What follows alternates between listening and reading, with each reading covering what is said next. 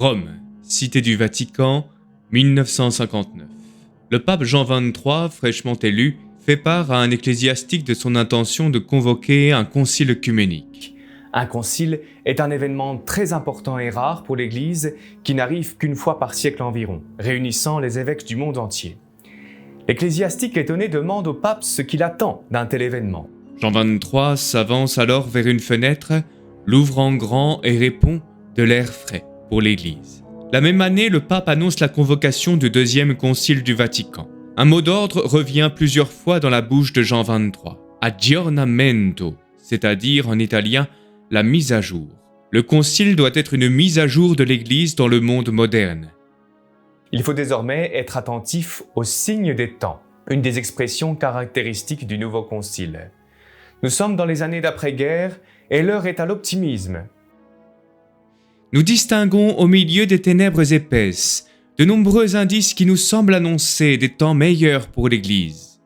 Après avoir puisé dans le Saint-Esprit de nouvelles énergies, l'Église regardera sans crainte vers l'avenir. Par le passé, les conciles ont cherché à condamner les erreurs doctrinales, mais Jean XXIII se refuse à cette pratique. Aujourd'hui, l'épouse du Christ préfère recourir au remède de la miséricorde plutôt que de brandir les armes de la sévérité. Certes, il ne manque pas de doctrines et d'opinions fausses, mais tout cela est si manifestement opposé aux principes d'honnêteté et porte des fruits si amers qu'aujourd'hui les hommes semblent commencer à les condamner d'eux-mêmes. En interne, certaines voix se font timidement entendre pour relever les dangers qu'un tel événement pourrait représenter, mais le pape repousse ces prophètes de malheur qui annoncent toujours des catastrophes, selon ses paroles. Le concile s'ouvre en 1962. Jean XXIII meurt l'année suivante, Paul VI lui succède et il maintient la ligne. Il loue son prédécesseur d'avoir dissipé la défiance indûment nourrie par certains esprits. Pour Paul VI, le concile est là pour ouvrir à l'Église des sentiers nouveaux, être le réveil printanier d'immenses énergies spirituelles et morales. Il travaillera à jeter un pont vers le monde contemporain, engager le dialogue avec le monde. Le concile est une fenêtre ouverte sur le monde. Le concile s'achève en décembre 65 avec un important discours de Paul VI qui en résume tout l'esprit. La religion du Dieu qui s'est fait homme s'est rencontrée avec la religion, car c'en est une, de l'homme qui se fait Dieu. Qu'est-il arrivé? Un choc? Une lutte? Un anathème? Cela pouvait arriver, mais cela n'a pas eu lieu. Une sympathie sans borne pour les hommes a envahi le concile tout entier.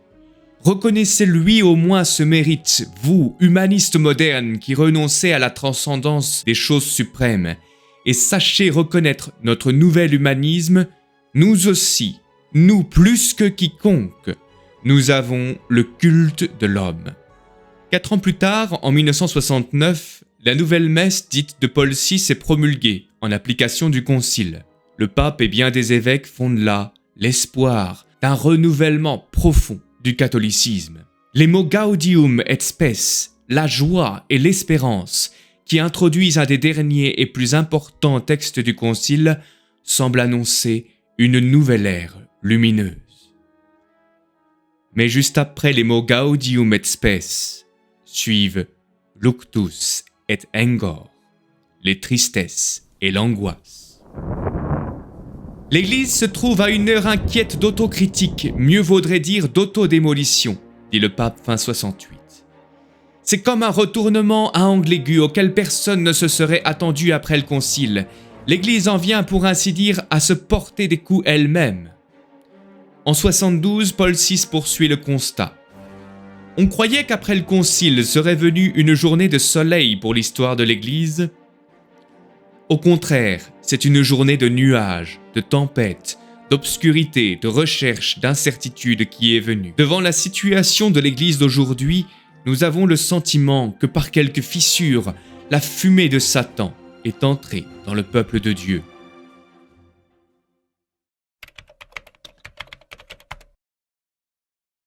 Alors ce constat du pape Paul VI suite au Concile Vatican II est alors loin d'être isolé. Bien d'autres auteurs, pourtant peu suspects de traditionnalisme, constatent également cette crise. Le philosophe Jacques Maritain, par exemple, dont la pensée a influencé le Concile, déplore en 65 la confusion générale qui constitue une grave crise, et il dénonce l'année suivante la fièvre néo-moderniste fort contagieuse auprès de laquelle le modernisme du temps de Pie X n'était qu'un modeste rhume des foins. Il alerte que le sens même de la vérité est menacé, le sens même du sacré et de la transcendance de Dieu, de la réalité de la croix, sont également menacés.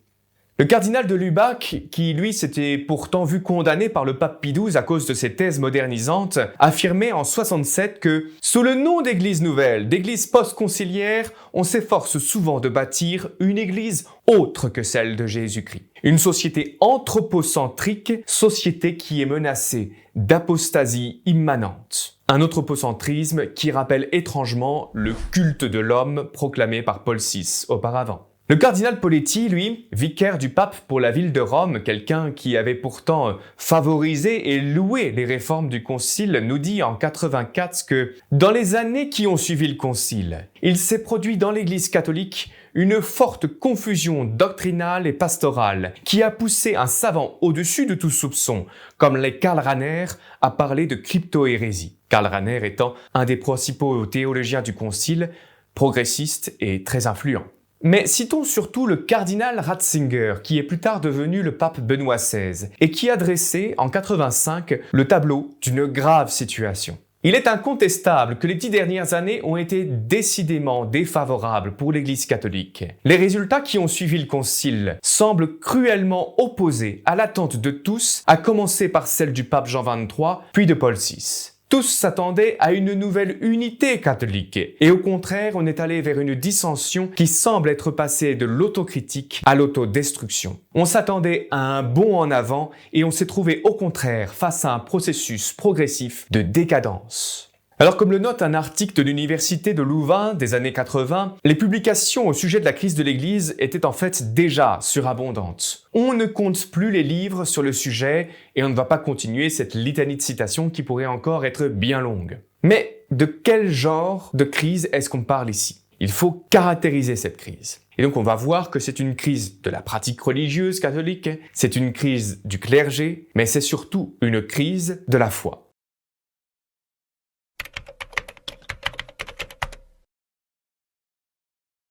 En France, alors que la pratique religieuse est globalement stable dans les années d'avant-concile, on enregistre un décrochement spectaculaire de la pratique à partir de 1966. À Lille, par exemple, alors que les enquêtes menées en 49 et en 57 concluaient à une stabilité de la pratique, voire à une légère hausse, la pratique s'effondre dans la seconde moitié des années 60, où certaines paroisses perdent chaque année 10% de leurs fidèles. À Tourcoing, l'église Notre-Dame de la Consolation perd le tiers de ses pratiquants en 4 ans, entre 66 et 70, si bien que l'évêque décide de sa démolition avant qu'elle ne soit sauvée in extremis par une association de paroissiens. À Paris, entre 62 et 69, le diocèse perd 35 à 40% de ses pratiquants, presque la moitié du diocèse de Paris. La paroisse du Sacré-Cœur de Colombes, par exemple, avait 6 messes le dimanche pour une assistance de 1400 personnes. En 74, il ne reste que 3 messes pour un total de 300 personnes, dont 200 vieilles dames, les jeunes générations ayant massivement déserté, soit une baisse de 80%. En Normandie, des diocèses de Bayeux, Coutances et Sées enregistraient 40% de pratiques dominicales en 1960, mais plus que 9,5% en 85, soit une baisse de 75% en moins de 4 décennies. Concernant les baptêmes, alors qu'on comptait 93% des enfants du pays baptisés dans les 3 mois en 65, on ne compte plus que 30% de baptisés dans les 7 ans en 2020. Soit une baisse des 2/3 à l'échelle du pays entier et un fort allongement de la période de baptême. Même parmi ceux qui pratiquent, on constate une diminution de la ferveur. La confession devient de moins en moins fréquentée. Entre 52 et 83, on perd les 3/4 de ceux qui se confessent régulièrement, tandis que le groupe de ceux qui ne se confessent jamais a presque doublé.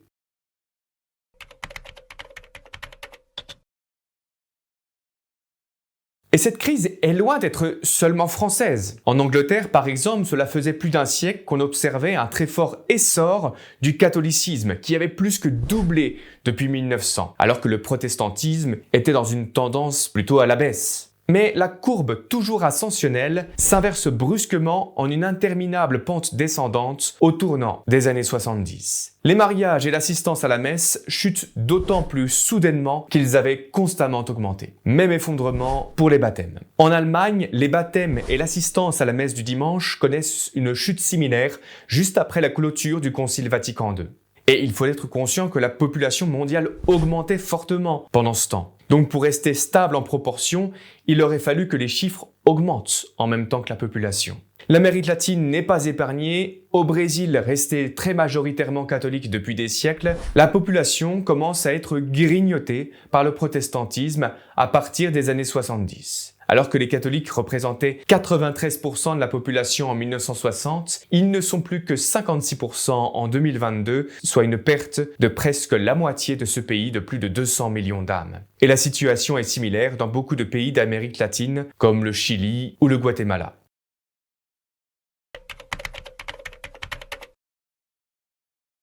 À cela s'ajoute une forte crise du recrutement des prêtres et une crise plus grave encore du recrutement des religieux et religieuses. En Espagne, on constate une chute du nombre de séminaristes qui coïncide avec la clôture du Concile Vatican II. Dans la plupart des pays catholiques d'Europe, le nombre d'ordinations de prêtres diminue entre 64 et 68, diminution qui a continué largement après. En Angleterre, le nombre total de prêtres s'effondre précisément à partir de 66, ce qui signifie qu'on ordonne moins de nouveaux prêtres, mais aussi que des prêtres abandonnent leur sacerdoce en violation de leur engagement, ce qui est une autre amère réalité jamais vue à cette échelle dans toute l'histoire de l'Église. En France, le nombre d'abandons du sacerdoce quadruple en l'espace de quelques années. Le professeur Romano Amario, auteur d'une vaste et remarquable étude sur les changements qui ont affecté l'Église à la suite de Vatican II, note que les statistiques publiées par le Vatican montrent qu'entre 69 et 76, le nombre de prêtres dans le monde est descendu de 413 000 à 343 000, ce qui signifie 70 000 prêtres en moins pour ces 7 années. Tandis que les religieux passent de 208 000 à 165 000, soit 43 000 religieux de moins. Bien sûr, cela inclut les décès, mais qui sont très loin d'expliquer ce chiffre, essentiellement dû aux abandons et au tarissement rapide des vocations. C'est à ce sujet que Paul VI avait dit « Les statistiques nous accablent ». Et Jean-Paul II avait parlé de ces défections comme d'un antisigne, un témoignage défavorable, qui ont été parmi les motifs qui ont fait reculer les espoirs mis en marche par le Concile. Rome avait d'ailleurs à l'époque dispensé de leur célibat une foule d'anciens prêtres comme jamais auparavant. Les grands ordres religieux sont frappés plus durement encore. Les jésuites, les franciscains et les dominicains passent d'une forte augmentation à une forte diminution au moment de la clôture du Concile Vatican II. Le nombre de religieux ne fait dès lors que baisser dans le monde entier. On assiste à un effondrement global de la vie religieuse, faisant dire au cardinal d'Agnelou qu'il ne fallait pas parler de renouvellement de la vie religieuse, mais bien de décadence.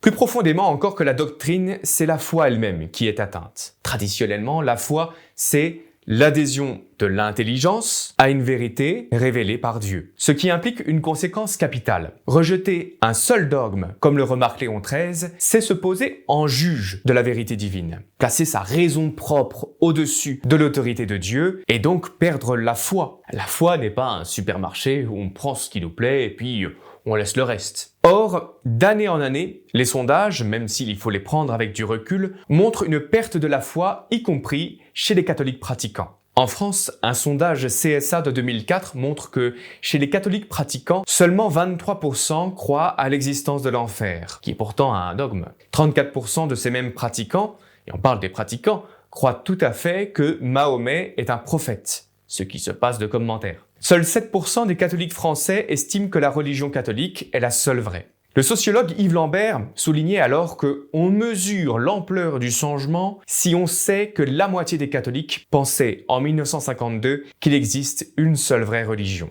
Un sondage de 2008 du Center for Applied Research in the Apostolate de l'université de Georgetown présente l'avantage de distinguer les résultats selon la génération des personnes sondées. On y voit clairement que les catholiques des générations d'avant Vatican II sont beaucoup plus nombreux à croire en la présence réelle que les générations Vatican II et post-Vatican II. Les générations nouvelles ont d'ailleurs moins souvent participé à des adorations eucharistiques. Et les catholiques des générations Vatican II doutent davantage que leurs prédécesseurs que Dieu le Père est le créateur du ciel et de la terre ou qu'il n'y a qu'un seul Dieu, Trinité, Père, Fils et Saint-Esprit, ce qui est du catéchisme de base. Et un sondage américain plus récent encore avance que seuls 28% des catholiques des États-Unis connaissent et adhèrent réellement au dogme de la présence réelle.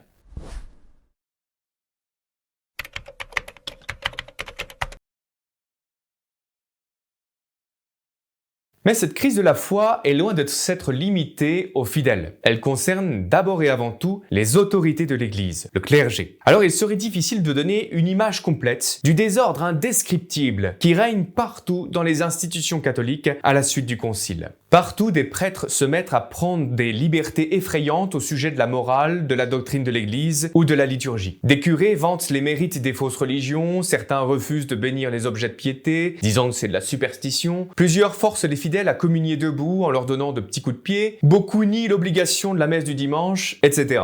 Ici, un curé d'une grande paroisse du nord de la France explique tranquillement qu'un jeune couple de catholiques non pratiquants est venu lui demander avec insistance de le marier à l'Église. Mais il a préféré simplement bénir le couple sans les marier religieusement. Donc, il bénit un concubinage, il bénit le péché. Mais j'ai senti qu'il voulait absolument quand même qu'il y ait ce geste à l'Église. Bon, en définitive, j'aurais dit, écoutez, vous allez vous marier civilement. Pourquoi on ne prendrait pas ensemble une décision? Moi, je vous propose quelque chose. Vous viendrez après votre mariage civil. Alors moi, je ne suis pas ouvert le juge de mariage. Je n'ai pas fait un geste sacramentel. J'ai simplement reçu des jeunes. Et j'ai lu un petit passage de l'Écriture en leur expliquant ce que ça représentait pour moi. Puis j'ai fait une prière devant eux pour prier Dieu. Mais ce n'est malheureusement qu'un exemple parmi bien d'autres, puisque ce genre de pratique s'est généralisé après le Concile sans que les évêques ne réagissent. D'ailleurs, à la même époque, son évêque, l'évêque de Lille, Adrien Gand, annonce fièrement mettre la chapelle d'un couvent à disposition pour servir de mosquée aux musulmans de Roubaix. Des évêques ont fait de même partout en France, comme à Amiens, Montpellier, Clermont-Ferrand, Nice, Nantes, Dijon, Autun, Pontoise ou encore Bordeaux. Pendant ce temps-là, dans les séminaires, c'est la décadence, comme l'illustre ce reportage au Grand Séminaire de Lille. Autrefois, la discipline était stricte. Tout le monde se levait et se couchait à la même heure. Les prières communes et la messe étaient pratiquement obligatoires. Le silence dans les couloirs de rigueur, les sorties interdites. Aujourd'hui, rien de tout cela. Nous sommes libres. Je peux sortir à minuit et rentrer à 4 heures du matin si ça me plaît. On nous reproche de ne plus prier. À mon avis, c'est heureux qu'on ait supprimé les prières communes et des habitudes passées comme le bénénicité avant les repas. On ne célèbre plus la messe dans la grande chapelle. C'est trop grand. On s'y sent cloîtré. Toutes ces fioritures, toutes ces bondieuseries m'horripilent. La messe, ça doit pouvoir se célébrer n'importe où. Alors nous, on l'a fait dans une ancienne salle de classe. Lors d'une conférence à l'université d'Arlington aux États-Unis, des catholiques se plaignent alors auprès du cardinal Oddy, chargé de la congrégation pour le clergé, donc censé recadrer le clergé déviant, que des dogmes comme la divinité du Christ, la virginité de la Mère de Dieu, le péché originel, la présence réelle dans l'Eucharistie, l'absolu de l'impératif moral, l'enfer, la primauté de Saint-Pierre, sont publiquement rejetés du haut des chaires d'église et d'université par des théologiens et des évêques. On demande alors au cardinal pourquoi il n'y a pas de réaction contre ces semeurs d'ivraies, comme le père Curran, qui combat ouvertement l'enseignement de l'Église sur la contraception ou l'homosexualité. Et le cardinal avoue alors que l'Église n'inflige plus de peine, mais espère pouvoir convertir les égarés, peut-être de peur de provoquer un scandale plus grave encore de désobéissance.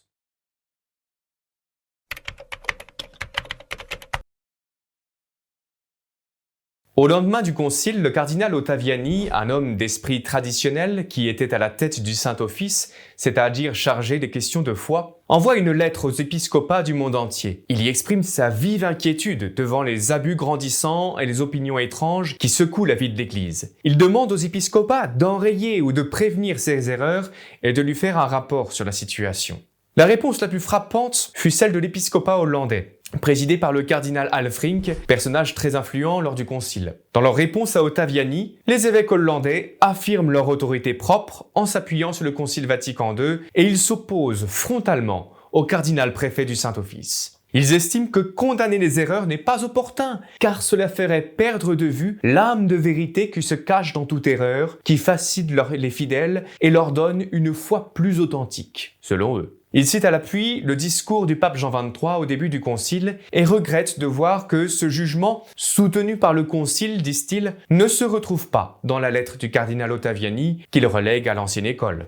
Plus grave encore, ils estiment que les formules dogmatiques ne sont pas définitives. Ils mettent en doute la conception virginale de Jésus, rejettent l'idée d'un changement physique dans la Sainte Eucharistie, rejettent la nécessité de la confession individuelle, mettent en doute la réalité du péché originel, ne comptent pour rien les récents rappels du pape Pie XII concernant l'existence d'Adam et Ève et rejettent la conception statique de la loi naturelle. Dès octobre 66, ils avaient publié, à la barbe du cardinal Ottaviani, peu après sa lettre, le tristement fameux Catéchisme hollandais, qui fut un succès mondial en librairie, à défaut d'être un succès sur le plan doctrinal. Ce catéchisme condensait en fait déjà toutes les erreurs et approximations qu'on a déjà citées, tout en diminuant la fonction du pape et en omettant complètement l'existence des anges. Et pour finir, de 68 à 70, les évêques hollandais réunissent un concile pastoral national, l'assemblée y vote l'abolition du célibat des prêtres, l'ordination des femmes et la participation des laïcs au gouvernement de l'Église. Face à cela, Paul VI réunit une commission de cardinaux pour étudier la situation. Dans la commission, le cardinal Journet demande avec insistance au pape de condamner clairement les erreurs au nom de son infaillibilité. Mais le pape ne semble même pas avoir répondu au cardinal Journet. Il renonce à faire acte d'autorité et se borne à faire une profession de foi sans rien condamner ni personne. Paul VI enverra finalement une lettre fin 69 où il demande aux évêques de Hollande « La conscience de notre responsabilité de pasteur de l'Église nous oblige à vous demander en toute franchise que pensez-vous que nous puissions faire pour vous venir en aide, pour renforcer votre autorité ?» C'est l'autorité de l'Église qui est mise en cause par ces évêques, mais le pape se propose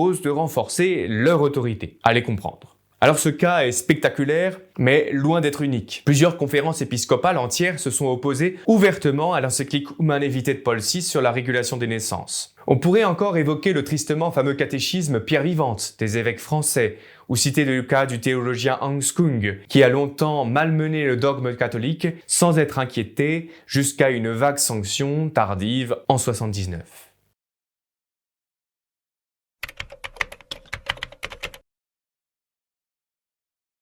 Mais les autorités romaines ne se contentent pas toujours de rester passives face au désordre. Elles ont parfois accompagné, voire favorisé, la révolution en cours. Par exemple, en approuvant des traductions fautives. On connaît le cas emblématique du credo où le terme consubstantiel est devenu de même nature dans la traduction française. Erreur grave pour qui connaît sa théologie, mais qui fut approuvée par Rome et puis finalement corrigée en 2021 seulement. Autre exemple, la traduction de l'Épître des Rameaux. La version traditionnelle dit que le Christ n'a pas regardé son égalité avec Dieu comme une usurpation. Et c'est donc une affirmation claire de sa divinité. Mais la traduction française fautive, également approuvée par Rome, faisait dire que le Christ n'a pas voulu revendiquer d'être pareil à Dieu, ce qui va dans le sens de la négation de la divinité du Christ. Et ce ne sont pas des cas isolés. D'autres langues ont connu des dérives comparables. Même au sommet de la curie, le gouvernement du pape, certains cardinaux, préfets de grandes congrégations, malmènent le dogme catholique. En 1968, lors d'un congrès de théologiens à Florence, le cardinal Garonne, préfet de la Congrégation pour l'éducation catholique, déclare « Au siècle dernier, les théologiens avaient été amenés à affirmer la capacité de la raison humaine à prouver l'existence de Dieu. Nous devons reconnaître que nous nous sommes trompés, car nous avons demandé à la philosophie ce qu'elle ne pouvait pas donner. Problème. Il se trouve que ce qui est nié par le cardinal Garonne n'est pas juste l'opinion de quelques théologiens, mais c'est un dogme de foi, proclamé clairement et solennellement par le Concile Vatican I en 1870 et affirmé expressément par la Sainte Écriture. Et dans l'Osservatore Romano du 7 décembre 84, le journal donc institutionnel du Vatican, le cardinal Gantin, préfet de la Congrégation des évêques, déclare que « Nous ne sommes pas appelés à croire en vertu du pouvoir du Christ d'accomplir des prodiges, mais c'est la foi en lui qui nous rend capables de croire également à ses prodiges. Second problème, là encore, le cardinal préfet affirme l'opposé d'un dogme proclamé lors du Concile Vatican I. Et on pourrait relever bien d'autres choses étonnantes dans l'Osservatore Romano. Et encore, nous laissons aussi de côté, pour l'instant, le cas de la papauté elle-même.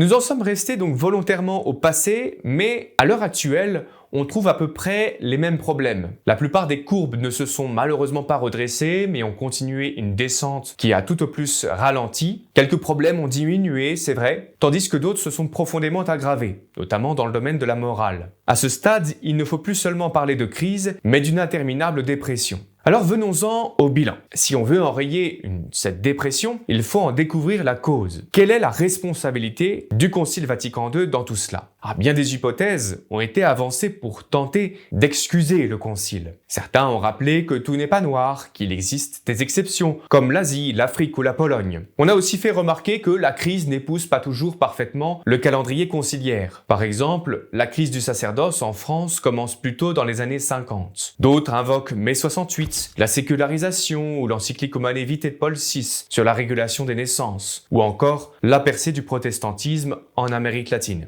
Des événements qui ont certainement pesé. Le monde réel n'est pas monocausal, il est un entremêlement de facteurs qui se croisent, s'opposent ou se renforcent. Mais le protestantisme pouvait pénétrer d'autant plus facilement en Amérique latine que Vatican II lui avait ouvert grand les portes. L'Afrique comme la Pologne, eux, ont bénéficié de contextes particuliers qui ont pu jouer en leur faveur, temporairement du moins. L'Église, au long de son histoire, a connu bien des courants porteurs, comme elle a été traversée par bien des tempêtes. Il n'empêche qu'à travers tout cela, certaines causes ont une incidence prépondérante, tandis que d'autres sont plus négligeables. Toutes les causes ne se situent pas au même niveau de crédibilité pour expliquer la crise. Et ce n'est par exemple pas parmi les thèses les plus crédibles que l'on peut classer la réplique pour le moins étonnante du cardinal Léger qui déclarait que « si la pratique religieuse décroît, ce n'est pas un signe que l'on perd la foi, car à mon humble avis, on ne l'avait jamais eu. » J'entends une foi personnelle.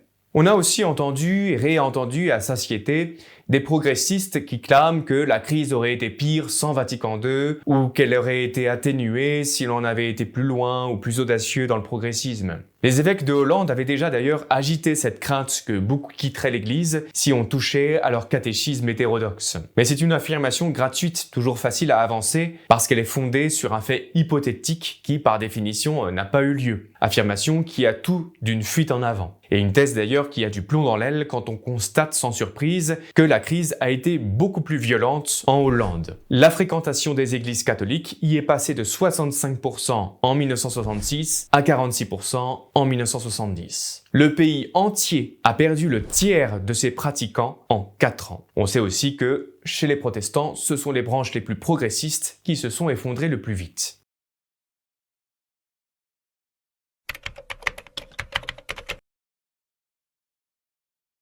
Alors si on veut tirer ça au clair, tournons-nous plutôt vers des spécialistes qui ont étudié la question sans parti pris. Récemment, en France, Guillaume Cuchet, professeur d'histoire contemporaine à la Sorbonne, a réalisé sur la crise un travail très approfondi à partir des enquêtes de pratiques religieuses réalisées avec une grande précision par le chanoine Ferland Boulard. Cela lui a permis de dresser une chronologie fine et de situer précisément la rupture au milieu des années 60, plus spécifiquement en 1966, et donc immédiatement après la clôture du Concile Vatican II et avant les événements de mai 68 et l'encyclique Humanae Vitae. Il a complété son travail par des enquêtes sur l'influence de Vatican II dans la prédication et dans la perception des fidèles. Et il en conclut que Vatican II semble avoir été en définitive cette réforme qui a déclenché la révolution qu'elle prétendait éviter, comme jadis les États généraux dans la France de la fin du XVIIIe siècle. De son côté, Rafael Ruiz Andrés, chercheur à l'Institut des sciences religieuses de Madrid, qui a étudié le cas espagnol, note que la crise résulte aussi de la profonde remise en question par l'Église de ses propres structures et schémas religieux pendant la période post-conciliaire, au nom de l'exigence d'un christianisme plus authentique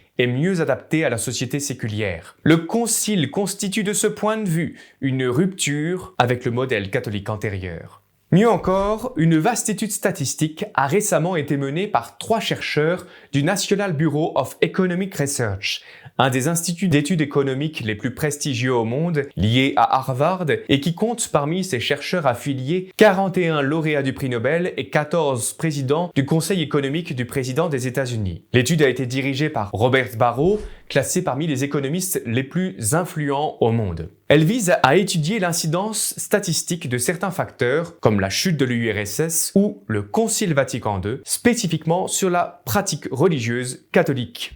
Les statistiques de 66 pays sont passées à la loupe à travers 200 000 réponses d'enquête. La moitié de ces pays faisant partie du Sud global, Amérique latine, Afrique et certains pays d'Asie. Et la conclusion est sans appel. Le Concile Vatican II a entraîné une baisse mondiale de la pratique religieuse catholique par rapport à celle des autres confessions. Alors notons plusieurs choses. Le décrochement est important et débute immédiatement après Vatican II. Il n'affecte pas les protestants, mais il est spécifique au catholicisme, ce qui indique qu'il est lié à un événement spécifiquement catholique. Et enfin, le décrochement s'est poursuivi dans les décennies qui ont suivi, sans se redresser.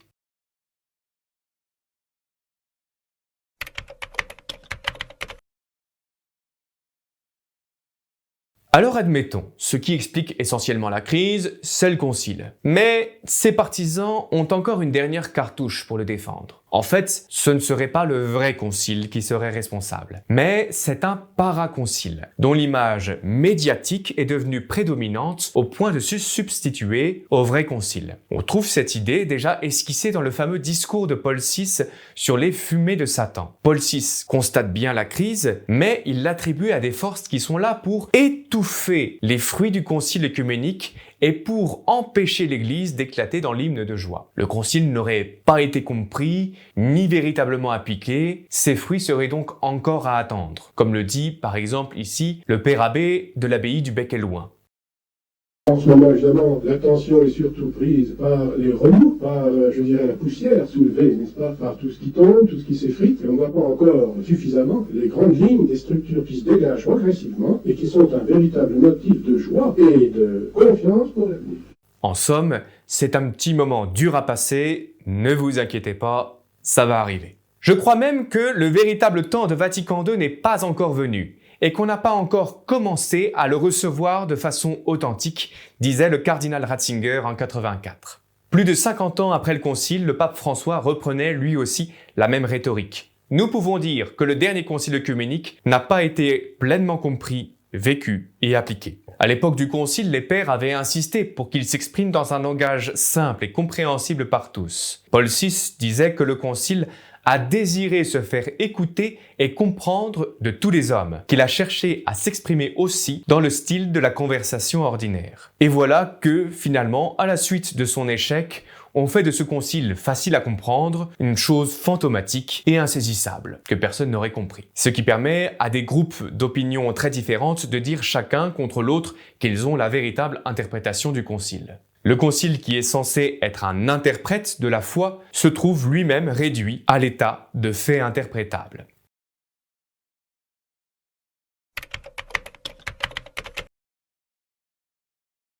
Mais la plus forte expression de cette idée d'un paraconcile se trouve surtout dans le fameux discours de Benoît XVI de février 2013. Le pape, qui était alors démissionnaire, dressait le tableau d'un double concile. Il y aurait d'un côté le vrai concile, le concile des pères, et de l'autre un paraconcile, le concile des médias. Le concile immédiatement efficace qui est arrivé au peuple a été celui des médias, non celui des pères. Il a créé tant de calamités, tant de problèmes, réellement tant de misère. Séminaires fermés, couvents fermés, liturgie banalisée. Et le vrai concile a eu de la difficulté à se concrétiser, à se réaliser.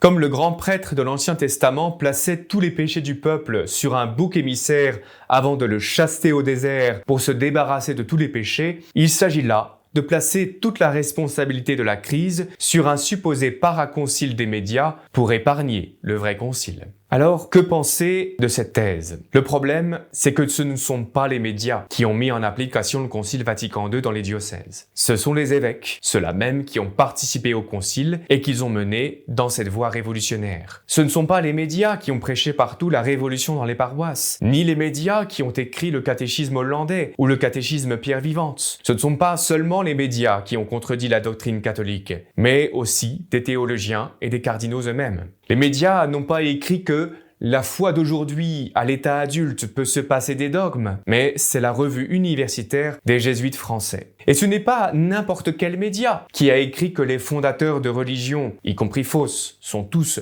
messagers de Dieu, mais l'Osservatore Romano, journal institutionnel du Vatican. Alors bien sûr, certains vont répondre que ce ne sont que des abus fort généralisés. Ils vont dire « les textes ne disent pas cela ». Alors sans doute, le Concile ne dit pas tout cela textuellement, mais le Concile a posé un principe qui conduit à cela. Selon les mots mêmes du cardinal Ratzinger, le Concile avait eu la force de déloger des conceptions enracinées depuis des siècles. Lorsque le Concile, donc, dans ses textes, a contredit l'enseignement antérieur, il a touché au principe de la stabilité de la foi. Il a donné le signal que les vérités passées, crues et affirmées avec force, pouvaient d'un coup être délogées. Et quand on ouvre les portes, on ne peut plus s'étonner des sorties. Et donc ce ne sont pas les médias non plus qui ont écrit que l'Église catholique subsiste dans l'Église du Christ, brisant la traditionnelle identification entre les deux expressions, mais c'est la constitution Lumen Gentium du Concile Vatican II. Ce ne sont pas les médias qui ont proclamé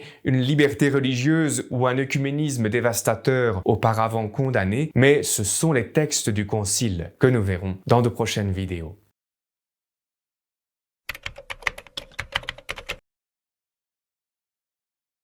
Alors devant tous ces éléments, une autre position se dessine, celle d'un prélat qui a assisté à la révolution conciliaire ainsi qu'à la décadence qui s'en est suivie et qui a préféré constater la réalité objective telle qu'elle se présentait plutôt que de se réfugier dans une lecture abstraite et volontariste des faits. À la lettre du cardinal Ottaviani, déjà citée en 1966 au lendemain du concile, Monseigneur Lefebvre lui répondait que lorsque le concile a innové, il a ébranlé la certitude de vérité enseignée par le magistère authentique de l'Église comme appartenant définitivement au trésor de la tradition. Nous avons assisté au mariage de l'Église avec les idées libérales. Ce serait nier l'évidence, se fermer les yeux, que de ne pas affirmer courageusement que le concile a permis à ceux qui professent les erreurs et les tendances condamnées par les papes de croire légitimement que leur doctrine était désormais approuvée. Il faut donc, acculé par les faits, conclure que le concile a favorisé d'une manière inconcevable la diffusion des erreurs libérales. Alors, est-ce qu'il faut dire « j'excuse le concile » ou « j'accuse le concile » ? Eh bien, notre Seigneur Jésus-Christ nous donne un critère de jugement. Tout bon arbre porte de bons fruits, mais le mauvais arbre porte de mauvais fruits. On reconnaît l'arbre à ses fruits.